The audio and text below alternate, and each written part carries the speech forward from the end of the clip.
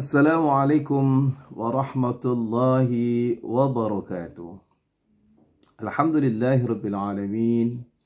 Wabihi nasta'in ala umuri dunya waddin. Wassalatu wassalamu ala ashrafil anbiya'i wal mursalin. Sayyidina wa maulana Muhammadin wa ala alihi wa sahbihi ajma'in. Amma ba'du. Apa khabar saudara-saudara? Semoga anda dalam keadaan sihat, sentiasa mendapatkan perlindungan daripada Allah Subhanahu Wa Taala. Di dalam video ringkas ini saya ingin mengajak kepada diri saya sendiri dan juga kepada saudara-saudara untuk menjadi orang yang pandai bersyukur. Marilah kita memanjatkan kesyukuran kepada Allah Subhanahu Wa Taala di atas segala nikmat yang Allah anugerahkan kepada kita. Begitu banyak nikmat yang Allah anugerahkan kepada kita, sehingga kita tidak mampu untuk menghitung nikmat Allah. Sekiranya pohon-pohon di hutan belantara di permukaan bumi ini dijadikan sebagai pena, dan air di lautan di seluruh muka bumi ini dijadikan sebagai tintanya, niscaya ia tidak akan mampu untuk menghitung nikmat Allah yang dianugerahkan kepada manusia. Oleh itu dalam konteks nikmat, kita tidak diperintahkan untuk menghitung-hitungnya. Yang Allah perintahkan adalah agar kita mahu mensyukuri nikmat Allah.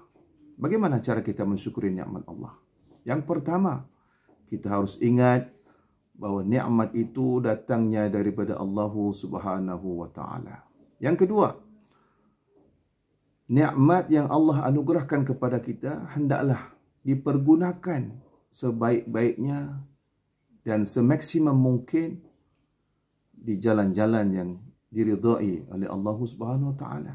Contohnya, nikmat berupa lidah. Hendaklah lidah dipergunakan untuk menyampaikan sesuatu yang baik, untuk bercakap sesuatu yang menggembirakan orang lain.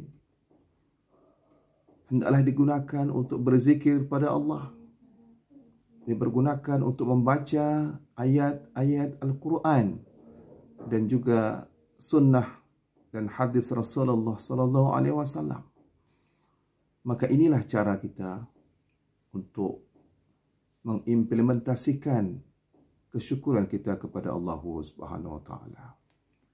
Saudara-saudara, di dalam video ringkas ini juga saya ingin mengingatkan kepada diri saya sendiri tentang beberapa perkara dengan amalan ibadat puasa Ramadan yang sebentar lagi akan kita laksanakan. Saudara-saudara, ibadat puasa Ramadan yang akan menjelma sebentar lagi adalah satu perintah Allah. Sebagaimana Allah sebutkan di dalam Al-Quran, surah Al-Baqarah ayat 183 yang bunyinya, A'udzu billahi minasyaitonir rajim. Bismillahirrahmanirrahim. Ya ayyuhalladzina amanu kutiba alaikumus syiyam kama kutiba alal ladzina min qablikum la'allakum tattaqun. Yang maksudnya, wahai orang-orang yang beriman, diwajibkan ke atas kamu berpuasa sebagaimana diwajibkan ke atas umat sebelum kamu, agar kamu menjadi orang yang bertakwa. Saudara-saudara, ada beberapa poin yang ingin dikongsikan bersama melalui video ringkas ini. Yang pertama adalah khitab ataupun panggilan berpuasa ini menurut ayat tadi adalah hanya kepada orang-orang yang beriman sahaja. Sebagaimana Allah sebut, Ya ayyuhalladzina amanu, wahai orang-orang yang beriman. Ini menunjukkan bahawa kewajiban berpuasa kewajiban berpuasa Ramadan hanya ditujukan kepada orang-orang yang beriman sahaja. Mengapa orang yang tak beriman tidak dipanggil untuk berpuasa? Kerana bagi orang yang tidak beriman atau mengimani Allah Subhanahu Wa Taala dan Rasulnya, tidak mempunyai kepentingan apa-apa dengan perintah ini. Oleh itu, beruntunglah dan berbahagialah menjadi orang yang beriman, kerana kita termasuk dalam golongan orang-orang yang dipanggil oleh Allah Subhanahu Wa Taala untuk menjalankan ibadat puasa Ramadan. Yang kedua, saudara-saudara, mengenai ibadat puasa itu sendiri, ya, Allah sebut kutiba alaikumusiyam, diwajibkan ke atas kamu berpuasa. Apa sebenarnya ibadat puasa itu, saudara-saudara? Menurut bahasa, puasa adalah menahan diri daripada makan dan minum dan perkara-perkara yang boleh membatalkan puasa daripada terbit fajar sehingga terbenam matahari. Apabila anda ingin mengerti selok-belok mengenai kaifiat, tata cara ibadat puasa ini, banyak sumber anda boleh dapatkan. Anda boleh membacanya sendiri dalam buku-buku kecil yang beredar di kedai-kedai buku ataupun di rumah anda, ya. Maka saya mengingatkan, hendaklah kita membelek-belek semula buku tersebut, mengetahui sedikit secara ringkas tentang amalan-amalan puasa, tentang pantang larang dan sebagainya, agar kita boleh menjalankan ibadat puasa ini dengan penuh persediaan, dengan ilmu, kerana dengan ilmu ini akan menentukan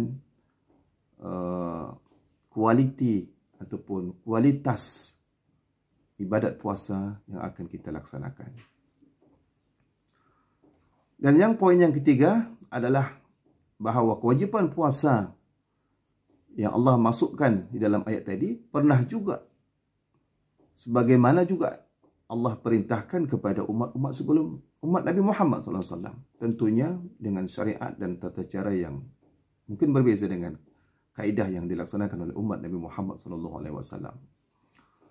Dan yang terakhir daripada poin ayat yang disebutkan di atas tadi, mengenai tujuan Allah perintahkan kita untuk berpuasa adalah sebagaimana Allah sebut dalam ayat tadi, la'allakum tattaqun, agar kamu menjadi orang yang bertakwa.